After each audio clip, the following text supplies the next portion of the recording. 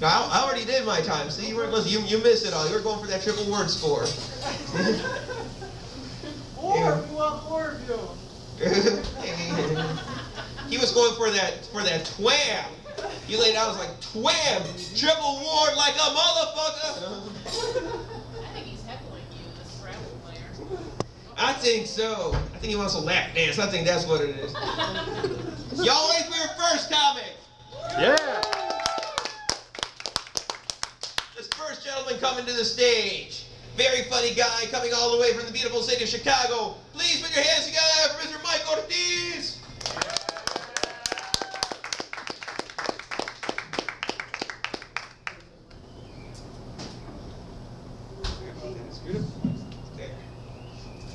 Thank you, Marcos. Hi, guys. How you doing?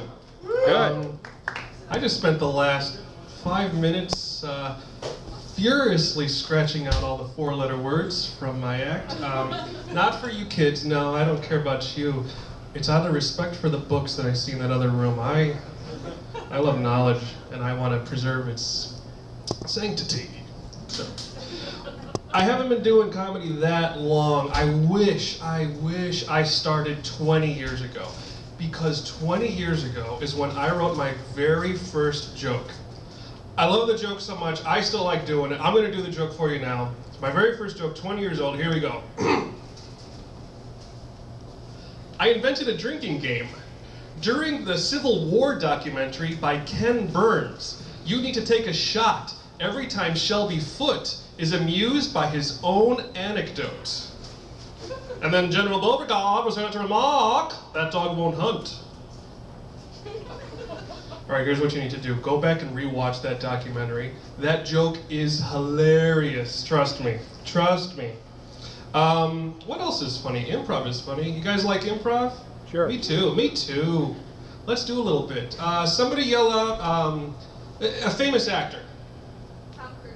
Tom Cruise. I heard Tom Cruise from over here in this corner. All right, now somebody yell out, anybody, a location. Chicago, okay. This is what it would be like if Tom Cruise met Boss Nass from Star Wars Episode 1 in Chicago. You think your brain so big? Thinks you should have a new life pack with decent hazel? We speeding you on your way, the fastest way through the planet core. But then Hagrid would come walking in and he would go, "You're a wizard, Harry." And then Eek the cat from the old early 90s cartoon would go, "Kumbaya, it never hurts to help. Eek the cat here." And then Xerxes would come bounding in going, "Leonidas, let us share our cultures together. I will wipe Sparta from the parchments." That's better when I just wake up, trust me. And then Glomer, also from an early 90s cartoon of Punky Brewster, goes, "How Punky friend, you're my Punky friend." And then Harry Carey would just pop out of the floorboards.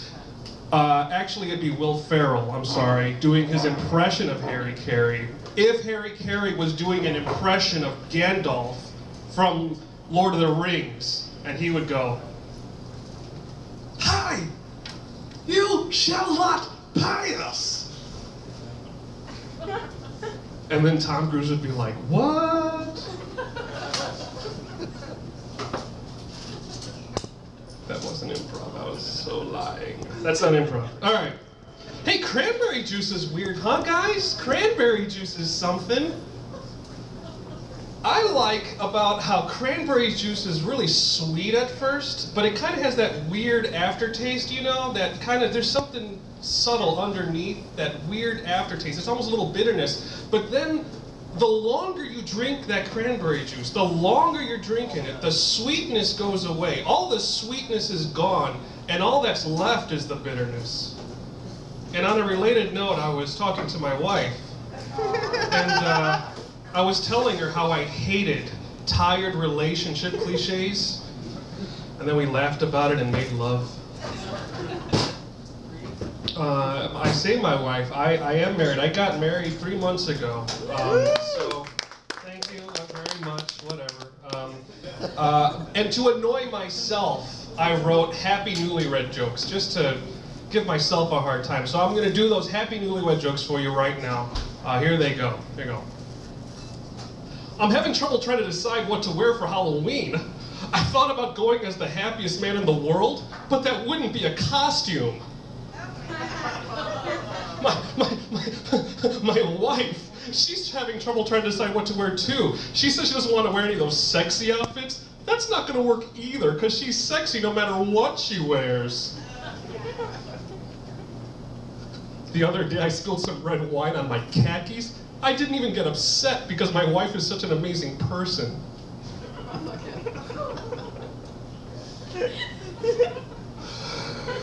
Mission accomplished.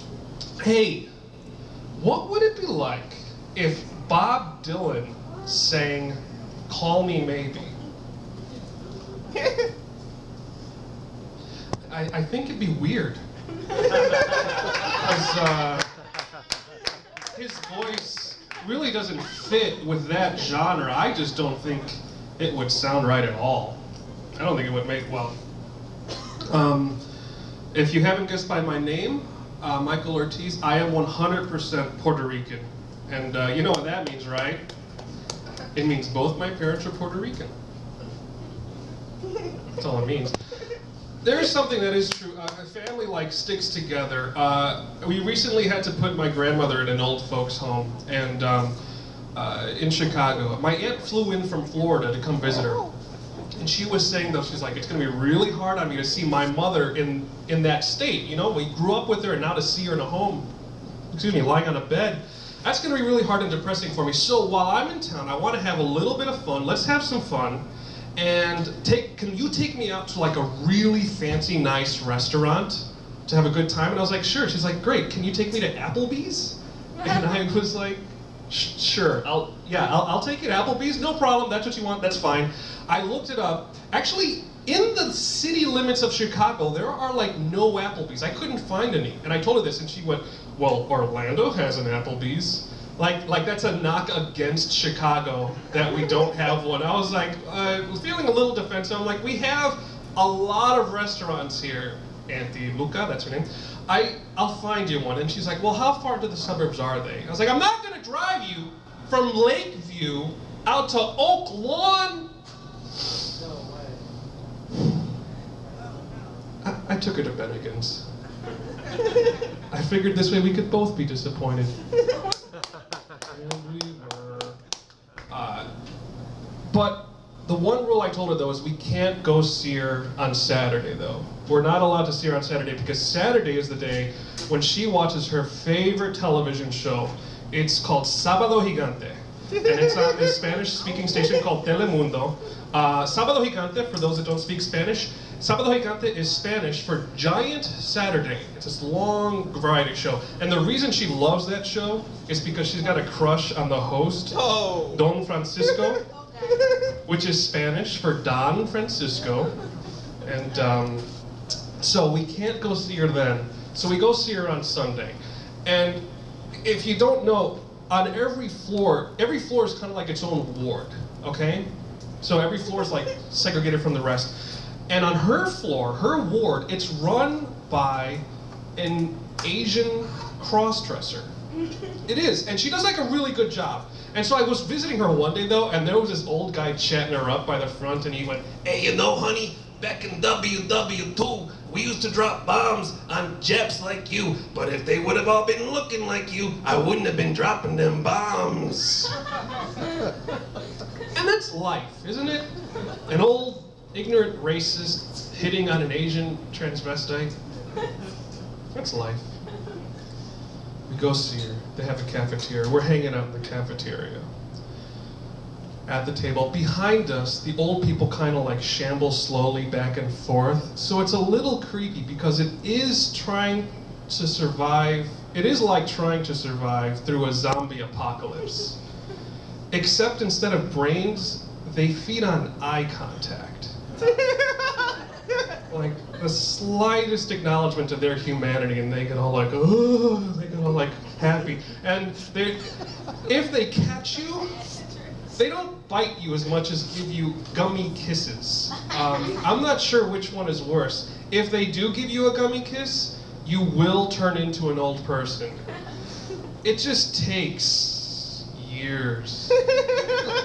to happen. Passage of time. That's what that joke's about. All right, let's do a little, you know what, I don't just do the jokes. I don't. I like to do some creative writing too.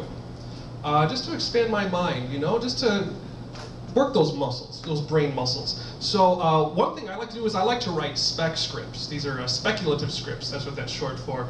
I wrote a spec script for the old show, Small Wonder. It was on Fox in the early 90s. One guy's heard of it. Has anyone else heard of it? We've got 3 people. Okay, well, I'm gonna do my spec script for Small Wonder. It was about this dumb family that lived in the dumb subdivision that made a robot, and that robot was lame. And she was, her name was Vicky. And so I'm gonna do that for you. Now, of course, the show's gonna start off with the credits. Of course, that's how every show starts off. So it goes la la la la la la la la la la la la la.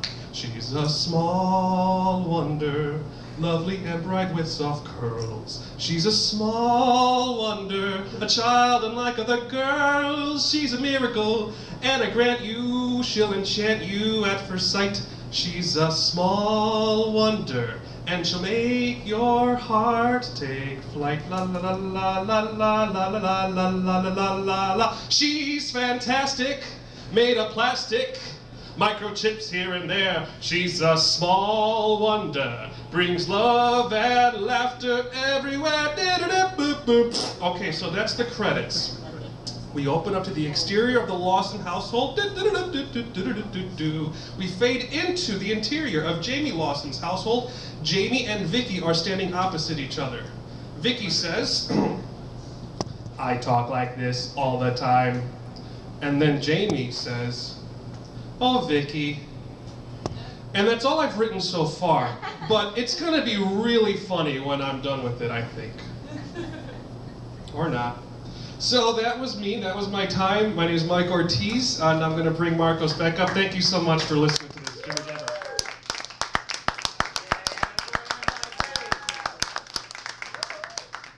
Man, it's been years since I watched that show. And there, you want to record it back? Holy cow, your handwriting looks like mine. That's scary. That is shameful, man. That is shameful.